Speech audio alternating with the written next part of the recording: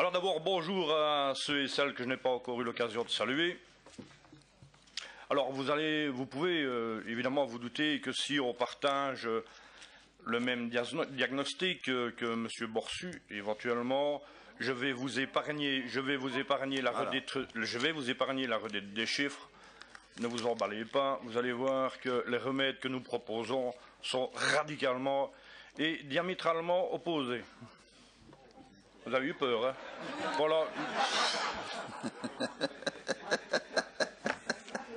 Soit.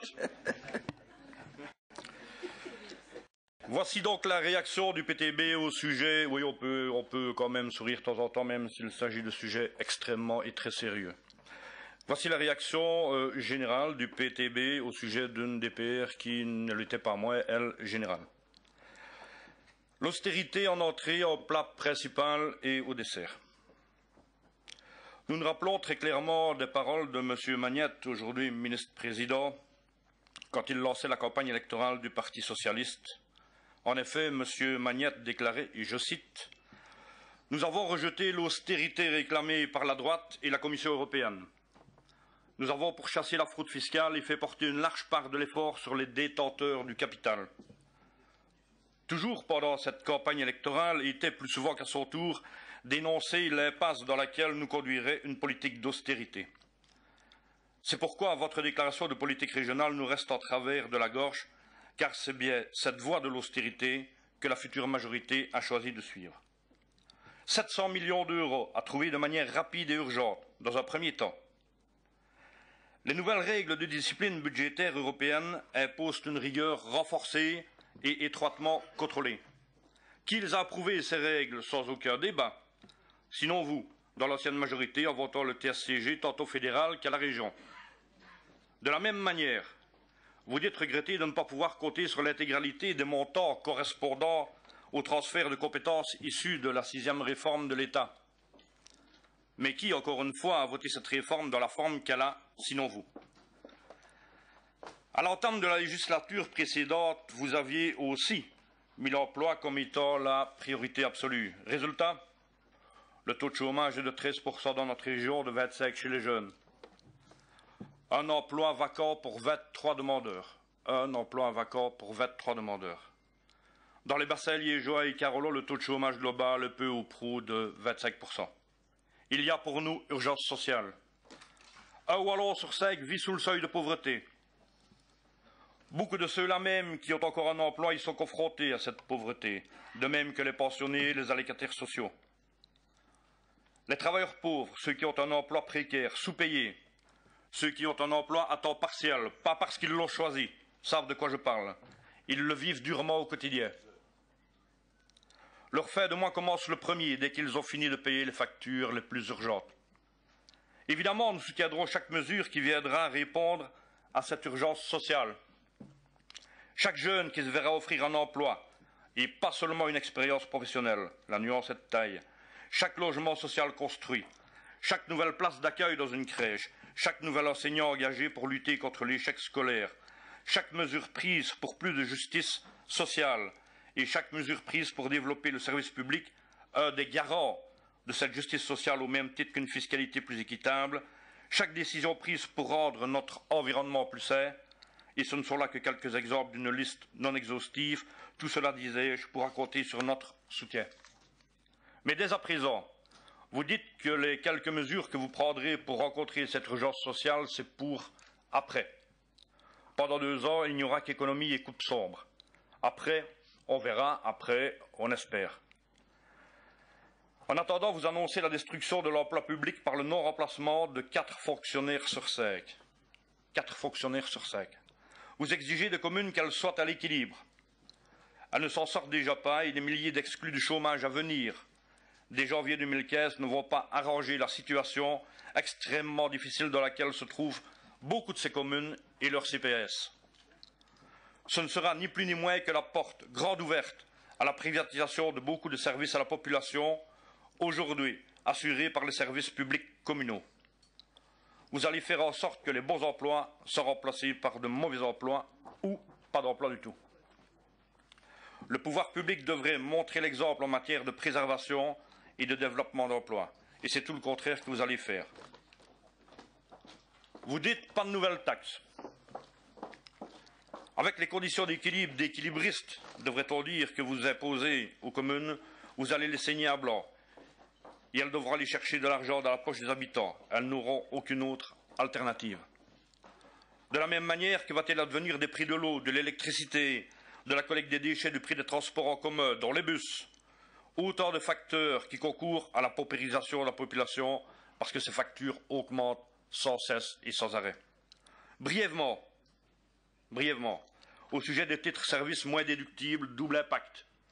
1. Sur l'emploi dans le secteur. 2. Sur le pouvoir d'achat des utilisateurs. On pourrait se réjouir d'entendre qu'un jeune se verra proposer un travail, et je le répète, pas seulement une expérience professionnelle après 18 mois de chômage, mais s'agira-t-il d'un emploi, en plus de ceux existants, où ce jeune, largement, lourdement subsidié, pourra-t-il juste faire un tour sur le carrousel de l'emploi en remplacement d'un emploi stable, statutaire ou CDI?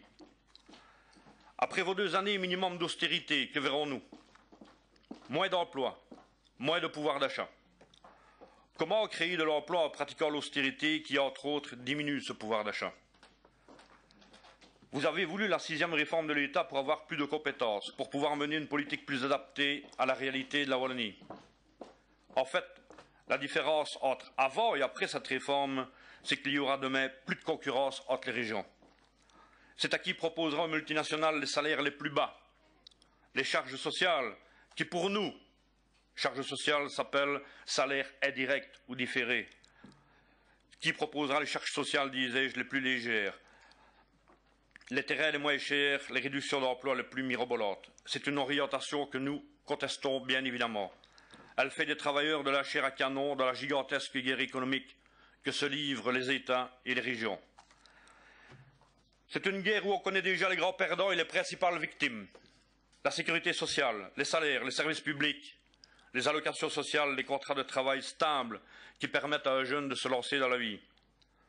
Les victimes en sont les travailleurs au sens large, ceux qui ont toujours un emploi, mais qui voient leurs conditions de travail se dégrader de jour en jour, et ceux qui, malgré tous leurs efforts, ont vu leur emploi supprimé. Vous parlez de compétitivité, mais que croyez-vous? Que les travailleurs de la sidérurgie, que ceux de la grande distribution, ceux du verre, j'en passe et les meilleurs, ne savaient pas ce que voulait dire réduction salariale, structure lean, polyvalence, polycompétence, formation continue, just in time ou flux tendu? Nous les avons pratiqués, ces concepts, avec le résultat désastreux que nous connaissons pour des milliers de travailleurs et leurs familles. Nous avons joué dans ce jeu, celui de la compétitivité. Pour nous, dans notre pratique, compétitivité rime sur tout. J'ai du mal à le dire, ce mot-là. Donc je reprends. Pour nous, dans notre pratique, compétitivité rime surtout avec profit pour les actionnaires et suppression d'emplois pour les travailleurs. Vous parlez de production à haute valeur ajoutée en prenant l'exemple que je connais si bien de la sidérurgie liégeoise.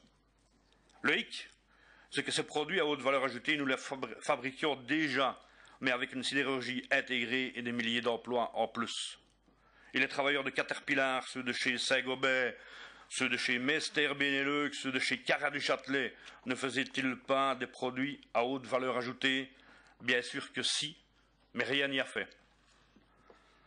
Vous nous parlez de confiance. Comme vous l'avez vous-même précisé, la confiance ne se décrète pas, elle se gagne. Et ce n'est pas gagné d'avance, justement.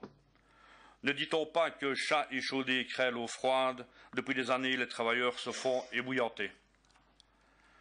Vous nous avez dit hier que vous n'aviez pas vocation à créer de l'emploi. Vous nous avez dit hier que vous n'aviez pas vocation à entreprendre. Vous laissez ces initiatives dans les seules mains de multinationales dont le but principal est avoué est d'abord et avant tout la recherche de profit et certainement pas le bien-être régional. Vous aviez l'opportunité de mener une autre politique économique. Les besoins dans notre région sont multiples et très largement insatisfaits. On peut en dresser une longue liste: logements sociaux en nombre pour garantir un toit à tous à prix abordable, maisons de retraite pour faire face au vieillissement de la population, transport public plus fréquent et moins cher, économie d'énergie par une amélioration de l'isolation des maisons, la rénovation immobilière et urbaine notamment. Ces domaines demandent des fabrications industrielles en matière de bâtiments, de matériel, de transport, de médicaments ou autres. Tout cela pourrait être produit par une industrie manufacturière au service des populations et non au service du profit et de la compétitivité. On pourrait développer des secteurs industriels dans lesquels notre région a une tradition et une maîtrise technique, une compétence humaine, la construction, le bâtiment, le transport en commun, les services de santé, la production d'énergie renouvelable et bien sûr la sidérurgie. Il faut inverser la logique actuelle en manière de création d'emplois. Au lieu de verser de l'argent public dans le puissant fond des multinationales qui utilisent des cadeaux fiscaux pour engraisser leurs actionnaires et ne créent pas d'emplois, il faut investir l'argent public dans des emplois sûrs, dans des emplois que l'on maîtrise et sur lesquels on a un contrôle. C'est pour cela que ça doit être une initiative publique. Vous avez de nouvelles compétences et de nouvelles possibilités en matière fiscale. Vous auriez pu vous en servir pour instaurer plus de justice fiscale. Nous n'en voyons trace ou si peu. Vous auriez pu combattre les loyers trop élevés. Votre encadrement se résumera à être une simple norme indicative non contraignante. Les ambitions timides en matière de logements sociaux ne réduiront pas la liste d'attente déjà très longue et ne feront aucunement pression sur les loyers. Se loger est un droit. En parlant d'ambition timide, le volet environnement est pour le moins anorexique, alors que là aussi il y a urgence, surtout dans les chefs de la transition énergétique et dans le développement de l'énergie renouvelable. Le monde dans lequel nous vivons, la région que nous allons transmettre à nos enfants, nous préoccupe tant dans sa dimension économique, sociale que dans sa dimension environnementale. Dans le menu que vous nous proposez, il y a tout de même quelques points avec lesquels nous sommes en accord. Tout vient à point qui sait attendre. L'un d'entre eux, c'est la simplification administrative concernant les PME. Et je veux dire que mon camarade Rudy Warnier, ici présent, le sait mieux que personne, lui qui était chauffagiste indépendant, ce que tracasserie administrative veut dire pour petites et moyennes entreprises.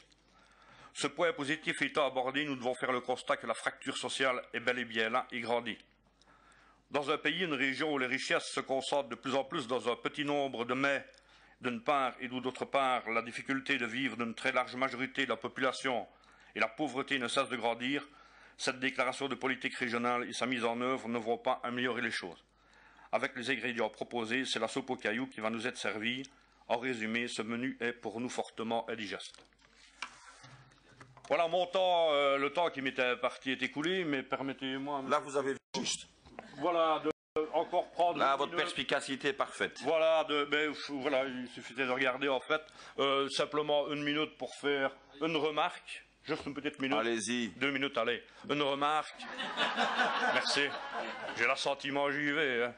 J'ai croisé hier un camarade ex-sidérurgiste qui fait partie d'une cellule de recrutement et d'un groupement d'employeurs de la sidérurgie. Il est inemployé depuis des mois. Et la remarque qu'il m'a faite, je lui ai promis que j'allais la faire. Promesse en engagement, c'est ça. On tient ça. Il m'a fait cette remarque aussi. Ben, il m'a dit, Fredo, décidément, il m'appelle Fredo. Fredo, décidément, il n'y a pas que moi. Hein. Fredo, décidément, ben, la cellule de reclassement et le groupement d'employeurs qui a été mis en place au gouvernement, dans les parlements, ben, c'est le seul qui marche. Je dois dire qu'il est inemployé depuis pas mal de mois. Il fait partie, lui aussi, mais pas de la même, celle de reclassement et groupement d'employeurs. Et puis alors, une demande, et là c'est excessivement sérieux. J'ai pu entendre, j'ai pu voir que le gouvernement entendait ouvrir la Wallonie sur le monde, ouvrir la Wallonie sur l'extérieur. J'en profiterai pour faire cette demande-ci. Que l'on soit de gauche, que l'on soit de droite, que l'on soit d'extrême gauche, d'extrême droite, que l'on soit ce qu'on veut, que l'on soit humaniste, il y a des choses qu'on ne peut laisser passer et sur lesquelles on doit évidemment s'indigner. Je voudrais que le gouvernement de la région wallonne condamne fermement les agissements du gouvernement israélien en ce qui concerne la Palestine. Il ne s'agit pas d'une guerre, il s'agit purement et simplement d'un massacre qui a déjà fait 700 victimes. Je crois que ce serait un signal assez important pour nous de pouvoir nous positionner au-delà de toute politique et au-delà de tout sentiment partisan. Je vous remercie.